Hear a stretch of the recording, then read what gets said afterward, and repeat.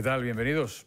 El 1 de mayo de 1994 el mundo del motor quedó en shock porque asistimos en directo a la muerte del que hasta ese momento incluso hoy se considera el mejor piloto de la historia de la Fórmula 1, independientemente de que no sea el piloto que más títulos haya ganado o más poles position haya tenido. Ayrton Senna moría en un fin de semana trágico en el circuito de Imola, en Italia, en el que se define como un fin de semana negro por muchos motivos. Hoy vamos a versar precisamente en este programa, en su totalidad, qué fue, qué representó para muchos, sobre todo los aficionados al mundo del motor, el pilotaje y la vida como deportista de Ayrton Senna da Silva. Ayrton da Silva, que era realmente su apellido, porque el Senna lo cogió precisamente porque en Gran Bretaña le era muy complicado a los ingleses pronunciar ese apellido.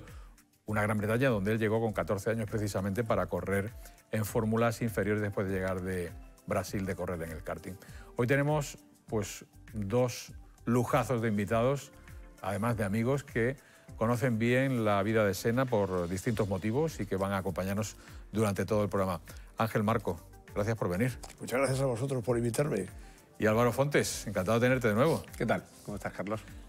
Ángel Marco tuvo un difícil trance ese fin de semana de 1994 porque él junto a otro periodista español retransmitía en directo esa carrera, ese gran premio que se convirtió en un fin de semana muy difícil porque, como él mismo me dice y yo que lo conozco, su ídolo era Senna precisamente y ver en directo, Ángel, cómo retransmitías algo que claramente se veía desde el principio que era muy grave, tuvo que ser muy difícil, ¿no? Pues sí, porque, claro, estaba retransmitiendo la muerte de tu ídolo y eso te rompe internamente. Entonces, teníamos además en ese momento muy poquita experiencia en las retransmisiones, era solo la tercera carrera que retransmitíamos, la tercera que se retransmitía fuera de lo que había sido hasta ese momento televisión española, con otros conceptos diferentes, con otro montaje completamente diferente, y claro, tener allí ante tus ojos algo que sabías que era de una gravedad extrema, pues te deja inerte. Y luego teníamos un problema extra, que lo hemos comentado, no teníamos ninguna información más allá de la que podía tener cualquier espectador que estuviese en ese momento. Claro, hoy día digamos que las redes sociales, los propios teléfonos móviles, de los WhatsApp, hacen correr las noticias. En aquella época, lo que tú veías en el monitor era lo que yo podía ver desde mi casa. Exacto, no había ningún dato extra. Nosotros teníamos a uno de nuestros productores en Imola en ese momento y cada media hora nos intentaba transmitir algo, pero él estaba en la misma sala de prensa y tampoco había información. Y de hecho, hay un evento básico, en el box de Williams no había ninguna información extra. Todo el mundo sabía, porque en el mundo de las carreras, cuando se ve un accidente de ese calibre, ya hay una inquietud importante, pero nadie tenía datos y luego había muchas suposiciones. De hecho, hay que recordar que las imágenes, en principio, eran muy lejanas y solo al final ya de prácticamente media hora de esa pasión, porque se puede llamar una pasión, es cuando llegó el helicóptero y tomó algunas imágenes, que es cuando se produce el instante en que el profesor Sid Watkins, que es el jefe de los médicos en ese acontecimiento, decide practicar una traqueotomía. Nosotros no veíamos nada más, pero sí por los movimientos que hizo. Era una traqueotomía porque era la desesperada y eso es el momento. Nosotros no teníamos ni idea de qué había pasado, no sabíamos con qué podía haber impactado, porque lo que sí teníamos claro es que el impacto contra la pared no había sido mortal, aunque iba muy rápido, iba a 280 por hora en ese momento, pero no era un impacto mortal para un coche de esa seguridad. Lo que no sabíamos saber porque se había ido recto, tampoco teníamos ni idea, porque las suposiciones pues es porque tenía presiones bajas, porque había estado rodando detrás del coche de seguridad, era una opción, pero no, como todos sabemos, no es que se rompió directamente la columna de dirección, no hubo más ningún otro problema extra, y luego el impacto de esa pieza que le atraviesa el casco y es la que realmente acaba con él. Le produce la muerte. Álvaro, además ese fue un fin de semana especialmente negro porque, claro, ya tuvimos el viernes, los entrenamientos del viernes, Rubén Barrichello estuvo a punto de matarse directamente.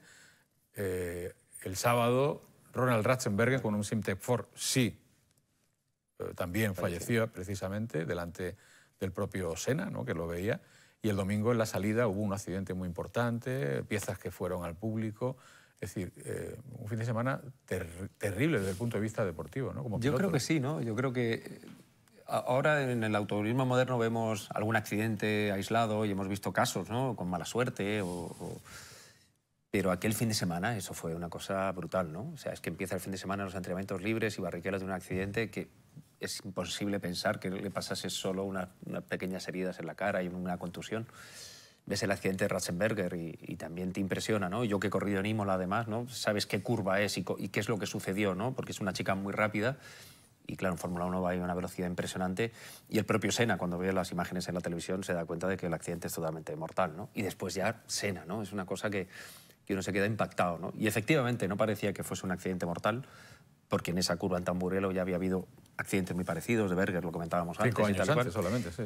Pero la mala suerte fue esa pieza que atravesó la visera del casco, ¿no? Porque ni siquiera si llega a pegar en el casco habría rebotado, ¿no? Pero entró justo por la visera y eso fue lo que en fin, pues provocó su muerte, ¿no?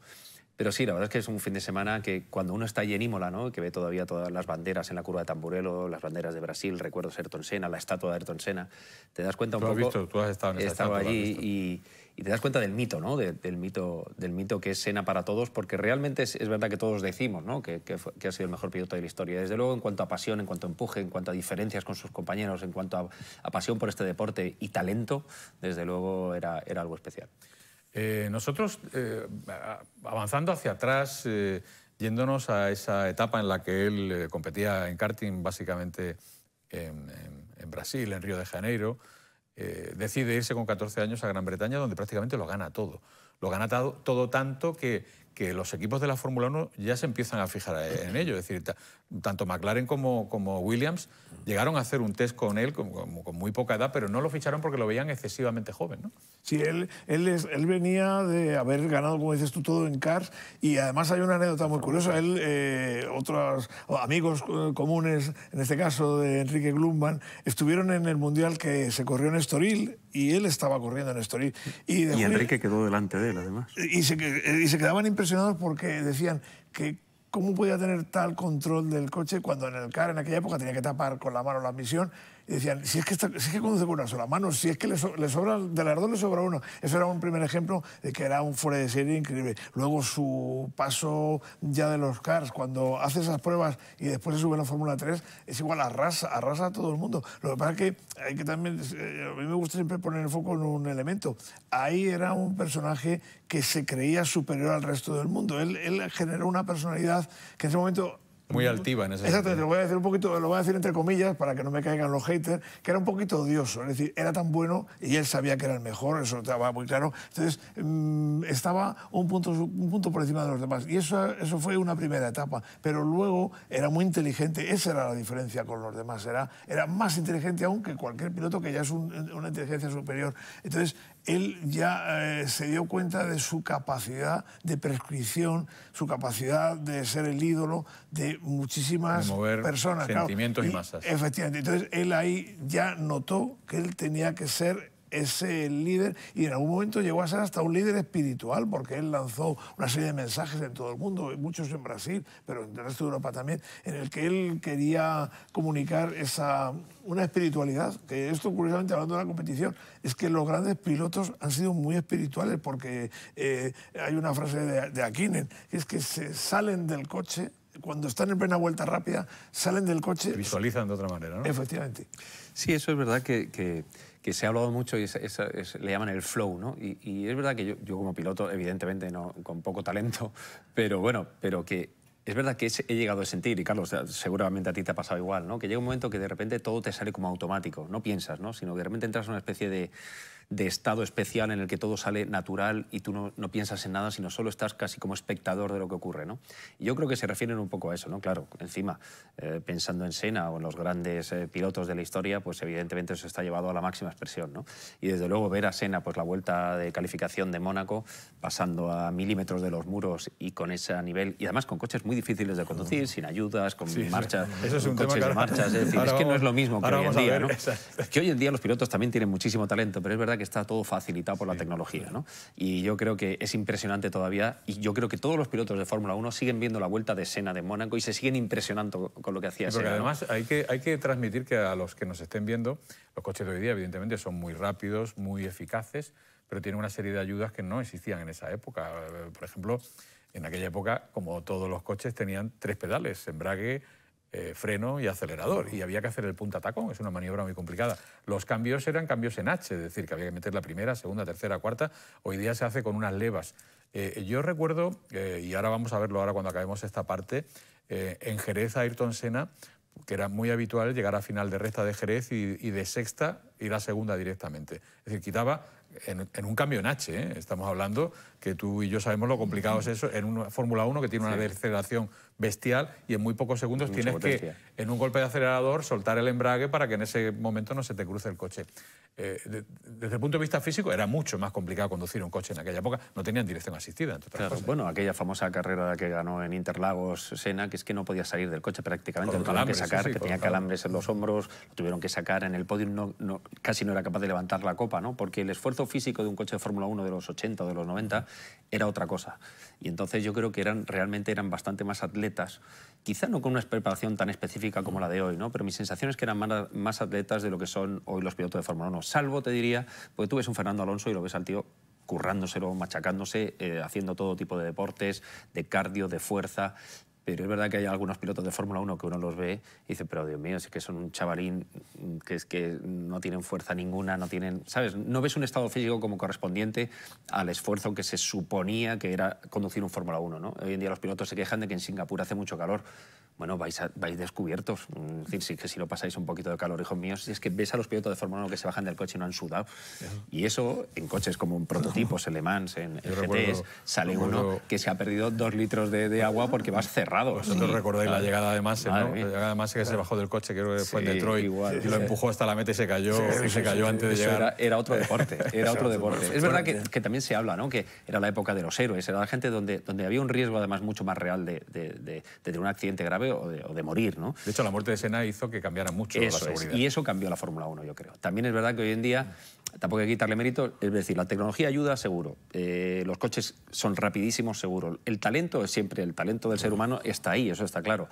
Pero con esa tecnología lo que hace es un poco ayudar a que no haga falta quizá tantísimo talento, ¿no? No es tan evidente. Pues precisamente, ¿no? Hablando de ese talento, ahora para irnos en esta primera parte, nos vamos a ir a ver la vuelta on board.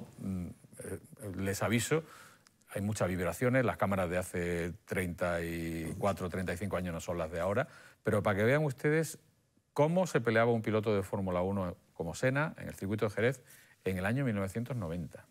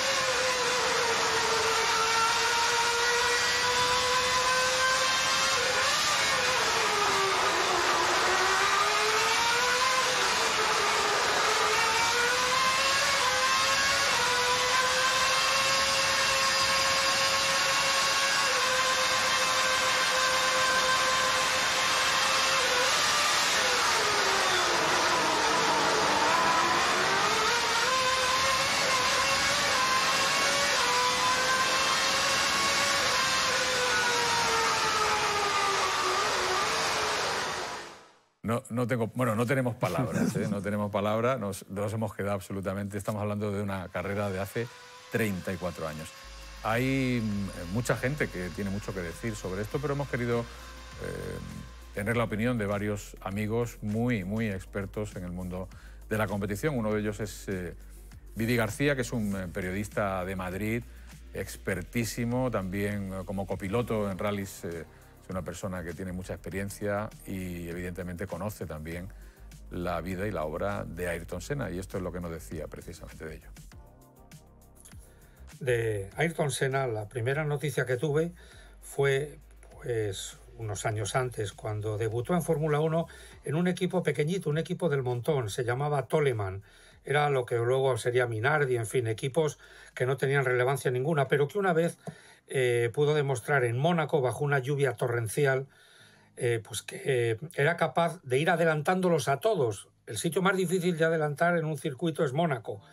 Y él los iba adelantando a todos en lluvia, lo cual me demostró que tenía unas manos. Y porque pararon la carrera, porque el director de carrera era francés y había que hacer que ganase un francés, en este caso Alain Prost.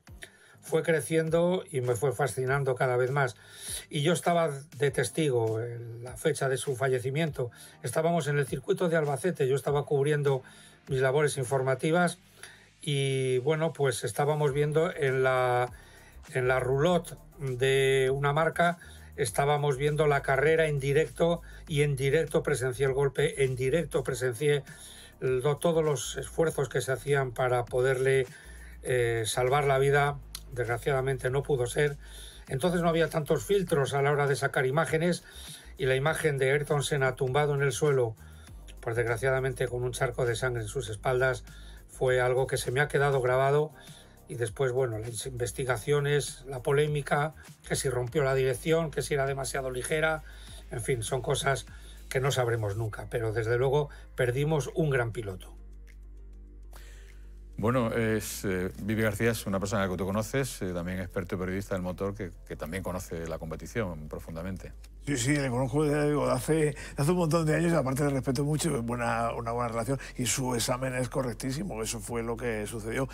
Comentábamos también que en ese momento en la televisión, en Telecinco, había más de 8 millones de espectadores, prácticamente 9 millones, y eso indica la magnitud de lo que estaba sucediendo aquel día entre las 3 y las 4 de la tarde. Incluso para los que no eran aficionados de la Fórmula 1, que era una noticia que trascendía el deporte. Trascendió, de hecho, bueno, fue un momento en que de alguna manera se paralizó el mundo porque era el ídolo del momento por todo lo que había logrado hasta ese instante. Entonces fue una conmoción tan importante que imagino que en otras épocas con otros pilotos que también desaparecieron de esta manera trágica también sucedería lo mismo, pero claro, estábamos ya entrando en ese mundo de la época de la televisión. Efectivamente, en el que, y luego, por ejemplo, claro, cuando llegó Telecinco a hacer esta retransmisión, se había cambiado tanto los parámetros clásicos que se incorporó un montón de aficionados, de aficionadas, y hoy en día, fíjate, han pasado 30 años y es muy curioso porque en las redes sociales todavía tengo comentarios de ellos, de todo tipo, de cómo se integraron en la Fórmula 1, no por esta carrera en concreto, pero sí que esta importó mucho porque fue cuando sus padres, en muchos casos, les dejaron ver qué estaba sucediendo, cuando se engancharon con la Fórmula 1, cuando empezaron a seguir una nueva forma de retransmitirlo, y luego, por supuesto, cuando llegó la gran generación, que es la generación que encabeza Schumacher y que todavía tiene extensión prácticamente hasta hoy. De ahí hay que recordar que estos eran las imágenes que veía Fernando Alonso con 12, 11, 10 años, cuando él empezaba ya a pensar claramente que podía ser un número uno. Quería estar ahí. Bueno, vamos a ver otro comentario que es de otro queridísimo amigo nuestro, común, y además que tuvo la suerte de ver con Ángel Marco la primera victoria de Senna en directo en el circuito de Estoril en el año 1985, concretamente en abril, bajo un diluvio increíble. Es Enrique Luma el que nos da su opinión y su recuerdo. Bueno, yo recuerdo muy bien aquella carrera del Gran Premio de Italia en Imola en 1994, el 1 de mayo. Nosotros, por aquel entonces, corríamos el Campeonato de España de Fórmula Renault y disputábamos una de las pruebas que se corrían en el circuito de Albacete. Justo cuando estábamos en la salida nos llegó la noticia de que había habido un accidente gravísimo en las primeras vueltas y que Senna había sido transferido en helicóptero a un hospital cercano con heridas muy graves. Pero como las comunicaciones no eran como son actualmente, pues no tuvimos noticias hasta que, volviendo a casa en el coche, recibí una llamada de mi mujer que me dijo que había oído en la radio que el piloto brasileño había fallecido. Realmente el día 1 de mayo de 1994 fue un día muy triste para todos aquellos que nos gusta la Fórmula 1 y el automovilismo de competición. Bueno, pues después de las palabras de Enrique Luma pasamos a las últimas palabras de un multicampeón de España de velocidad en la categoría de circuitos, aunque él también corrió en la F3 europea, un superpiloto, también mejor persona, como Luis Villamil. Mi recuerdo de ese día nefasto en que todos perdimos a uno de los más grandes en la historia del automovilismo es que estábamos en Albacete, en la carrera del Campeonato de España de Turismo, año 1994, y acabábamos de correr. Habíamos corrido esa carrera y los que estábamos en el podium fuimos a la rueda de prensa. Y con los periodistas y bastante gente en la rueda de prensa posterior a la carrera. Y sorprendentemente, estando en esas, pues llegó esa noticia nefasta de que había habido un accidente en Imola, primeras imágenes, se cree que Senna se ha hecho daño, mucho daño, y entonces, pues efectivamente, lo que puedo decir es que se paralizó absolutamente todo, pero absolutamente todo. O sea, la rueda de prensa, todo. La carrera nuestra, lógicamente, dejó de tener casi cero importancia y todo el mundo se pegó a la televisión allí consternados y con una gran pena. En fin, lo que pasó a continuación lo sabemos todos y solo podemos lamentar la pérdida de uno de los más grandes en esas condiciones pues un tanto tristes. Pues sí, es muy triste, exactamente eso es lo que pasó y lo que tuvimos conciencia precisamente allí. Yo tengo una anécdota, bueno, tenemos anécdotas y fotos porque Álvaro Fontes, bueno, lo conocemos los tres, lo que pasa es que tiene mucha más amistad con Álvaro y con Enrique. Tenemos la suerte de tener aquí en Málaga, viviendo en nuestra provincia, a Joe Ramírez, que fue el jefe de mecánicos de McLaren en esa época. Jefe de equipo. Estamos hablando de la época de Prost y Senna. Se habla de la mayor rivalidad de la historia de la Fórmula 1. Sí. Tú has podido probarte guantes de Senna, los has tenido, y casco que tiene... Y he conducido con ellos. Y has conducido con ellos, y que tiene Joe precisamente en su casa. Sí, ¿no? La verdad es que bueno, es un privilegio y es una suerte ser amigo de Joe Ramírez, porque no solo porque es buenísima persona y es un encanto y es una persona entrañable, sino que además es que es historia viva de la Fórmula 1, ¿no? Ha estado 40 años en la Fórmula 1, creo que se retiró en el año 91, y se vino a vivir a Mijas Costa, porque dijo que después de 30 años o 40 años dando vueltas por el mundo, el mejor sitio ahí lo tiene, para vivir ahí estás con él, era Málaga, ¿no? Esos dos cascos son cascos de Senna, sí, evidentemente. Sí, dedicados. Él tiene 3 o 4 cascos y tiene monos y volantes de Prost, de Senna. Y la verdad es que es una maravilla, ¿no? Porque al final te cuenta un poco la historia también a nivel personal de cómo era Ayrton Senna, de cómo era su relación con Berger, por ejemplo, que estaban todo el día haciéndose bromas pesadas a veces, y que era una persona bastante más normal y natural de lo que uno pues ve a través de la televisión, porque ves más el mito que a la persona, ¿no? Entonces, también escuchar a Joe, eso es maravilloso, ¿no? Y a mí, pues sí, un día fuimos a Ascari, que yo soy embajador del circuito, y íbamos a hacer un día un evento, y le dije a Joe que se viniese para montarnos juntos en el coche de carreras. Y entonces trajo unos guantes de Senna del año 88 y otros de Häkkinen, ¿no? Y a mí me dejó los de Senna para conducir, ¿no? Con lo cual yo tengo una foto, esa foto precisamente, que estoy como en éxtasis, porque yo me acuerdo que olía los guantes y decía, jolín, y salía a conducir con los guantes de Senna y era como si fuese, no sé, fue una experiencia muy impresionante, ¿no? Porque me transportó, ¿no? A decir, bueno, son los guantes de mi ídolo, ¿no? Y eso es algo que, bueno, que solo siendo amigo de Joe puedes hacer, ¿no? Hay una anécdota que tú me quieres contar, tenemos poco tiempo, te recuerdo.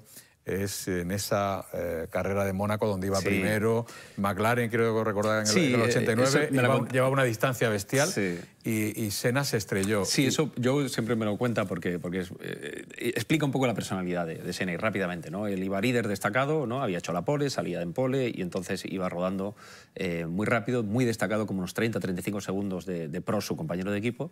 Entonces él ve por las pantallas de televisión, cuando pasaba a 250 km/h, que Prost ha hecho vuelta rápida. Entonces empieza el tío a empujar para intentar quitarle la vuelta rápida a Prost, porque Ayrton Senna no quería ganar, quería humillar a sus rivales, ¿no? Entonces, ¿qué pasa? Que Ron Dennis por la radio le dijo, hombre, no hace falta que sigas empujando, Ayrton, vas líder con 30 segundos, no hace falta que empujes, da igual la vuelta rápida. Y justo en ese momento pues tuvo un accidente en la entrada del túnel, perdió el coche y se dio contra el muro, ¿no?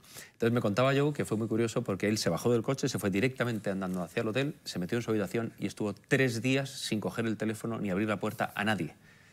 Porque realmente... Purgando su pecado un poco, efectivamente, ¿no? porque yo creo que estaba en una especie de enfurruñamiento, pero de ahí después salió reforzado y salió para mejor, ¿no? Pero fue un error muy de ego, ¿no? Muy de decir, bueno, es que no quiero ganar, quiero humillar a todo el mundo. Y eso sí lo cuenta yo, que su sentido de la competitividad no era... Tenía que ser el más rápido siempre y en todo lugar y en todo momento, ¿no? Entonces los pilotos de pruebas los tenían en Japón rodando y mandaban a Ayrton Senna, venga, Ayrton, acércate un poco para ver un poco cómo va el coche y tal y cual, y llegaba y en la primera vuelta le metía medio segundo a un tío que llevaba una semana rodando allí y que era un piloto maravilloso. Y dices tú, jolín, el tío es que tiene que demostrar en todo momento que es el mejor, ¿no? Básicamente era Senna en su pura esencia. Me vais a perdonar, pero llevamos 27 minutos de programa, se nos pasa. Yo creo que estaríamos aquí toda la tarde hablando, para suerte nuestra y quizá para desgracia de los que nos ven, pero en cualquier caso os agradezco muchísimo que hayáis estado aquí contando estas pequeñas y fantásticas anécdotas de nuestra vida con un mito como ya es Ayrton Senna. Gracias Ángel, gracias Álvaro. Un placer. Gracias a vosotros.